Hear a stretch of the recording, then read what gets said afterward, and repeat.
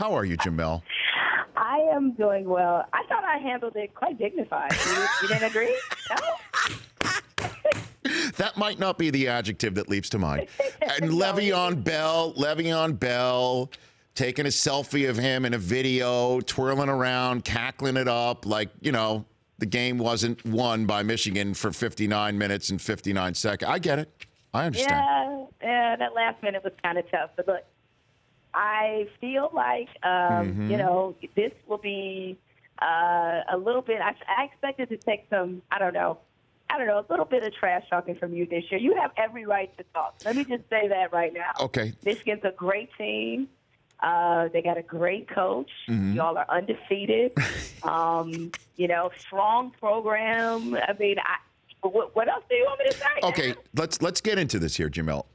What has happened to Michigan State? Where did this one come from? Because here I am watching you pound Notre Dame, and that game became close. And I thought, okay, this is it. And then what has happened? Update me on this. And I'm not doing this as a troll here because I know you throw the records out in this game. So what's going on? Well, it's really simple. I mean, you see this in the NFL religiously. Our quarterback situation is bad. And obviously, I knew coming into this, like, had we had this conversation at the beginning of the season, I swear I would have told you that it would, to me, be a successful season if we were able to win 6 or 7 games. All right? And replacing Connor Cook was not easy. I mean, he is considered by many, and rightly so, the best quarterback in Michigan State history. And you don't replace a guy like that with what we had remaining on the roster. I mean, I felt a little more secure about some of the skill positions and certainly about our offensive line. It's just some injuries.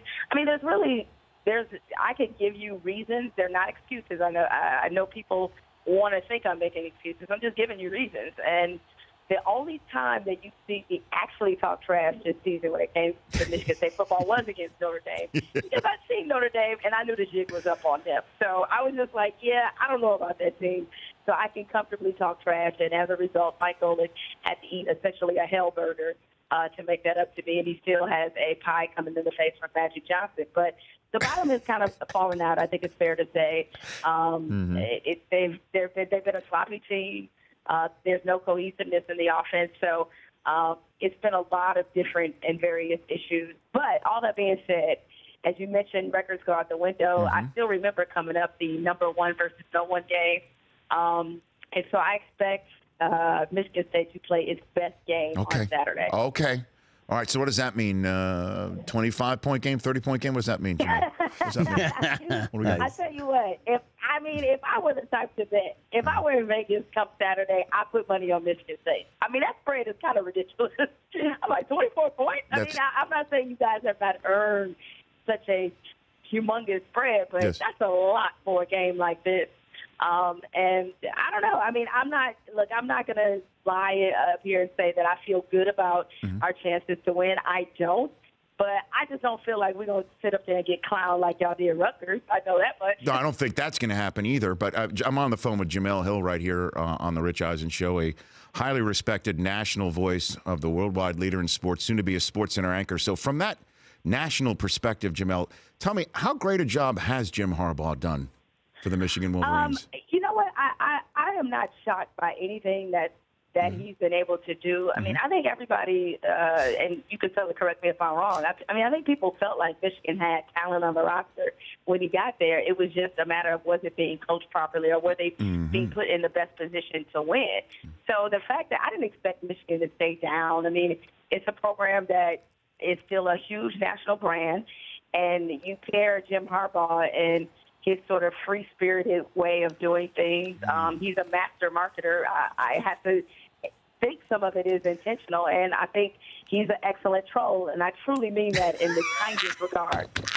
You know what this sounds like? This sounds like the end of the debate when Hillary was forced to say something nice about Donald Trump. That's what this sounds like. You have to understand, though, Rich, though. Yeah. The 49ers are my favorite team, and I can't tell you the level of despair and heartbreak that I felt that situation went bad with 49ers management. For him to go from my favorite team to my least favorite team, that was hard to take because I knew what he was capable of.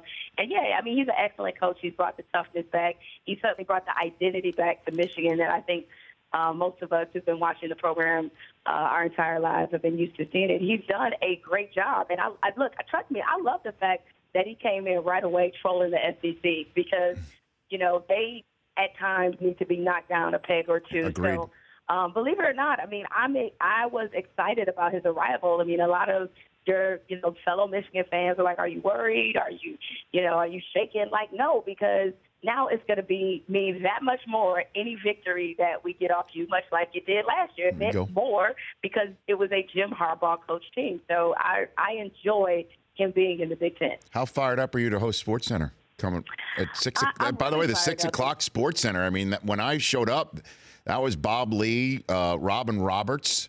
That was Charlie Steiner. I mean, that's some hallowed SportsCenter ground that you and Michael Smith will be hosting starting in February. Jemele? Yeah, we are really, really excited about it. And even more so, much like they gave the kind of autonomy and creative freedom to Scott Van Pelt to do it his way, they're giving us the same kind of leeway. And so we're just really excited about taking the brand of SportsCenter and kind of making it our own because it will not be in those traditional sports centers that I think people are used to seeing. We have a lot of different ways we do things, and we're going to bring a lot of elements from the show we do currently to that. So it's going to be exciting for everybody. And from you, I need to know, like, any advice? I mean, you're a SportsCenter alum. Like, what do we need to know? Oh, you've got it down, Pat. Jemele. I mean, be yourself. And from what you just described, what the format that's going to be.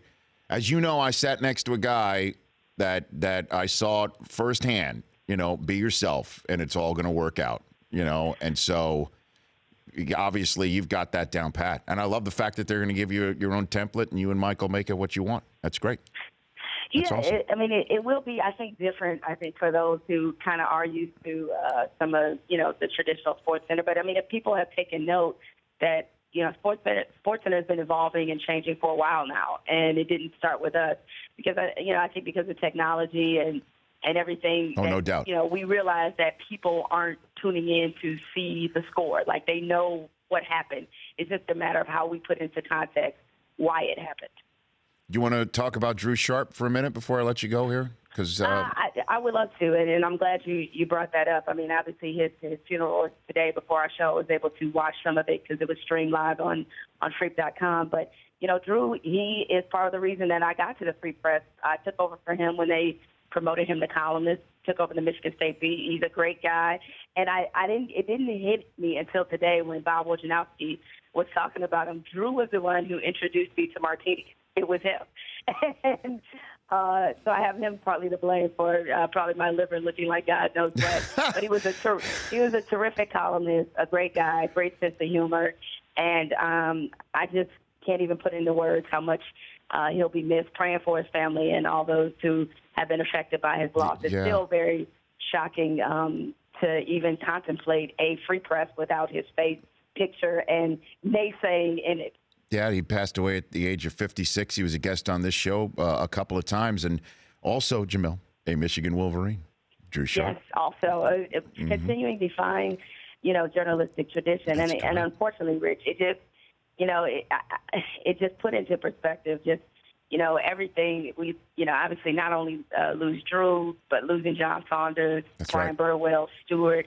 It just seems like a terrible run with some of, the icons and real staples in our business. Well, I'm happy for you and Michael, and I look forward to your SportsCenter starting in February. But I'm sure we'll talk before then. Maybe sometime around, I would say, 3:45 Eastern time on Saturday. Maybe. Rich, I would be disappointed if you were not fueled by my tears and my heartbreak. So I hope they are PDs to you come Saturday afternoon. Jemele, it's the cream and the clear. Let's put it that way. Will do. Beneath my wings, if you will. I've got something special teed up, and I know I'm putting myself out there. Oh, yeah, you are. I mean, why would you do this? Because I said this to a lot of my Michigan friends. Yeah. I said, y'all better pray to God y'all win. Yeah, exactly. If you don't, you better change your number and your address. It's on, Jemele. Thanks for calling in. You take care. All right, thank you. That's Jemele Hill. The Rich Eisen Show, weekdays at noon Eastern on Audience.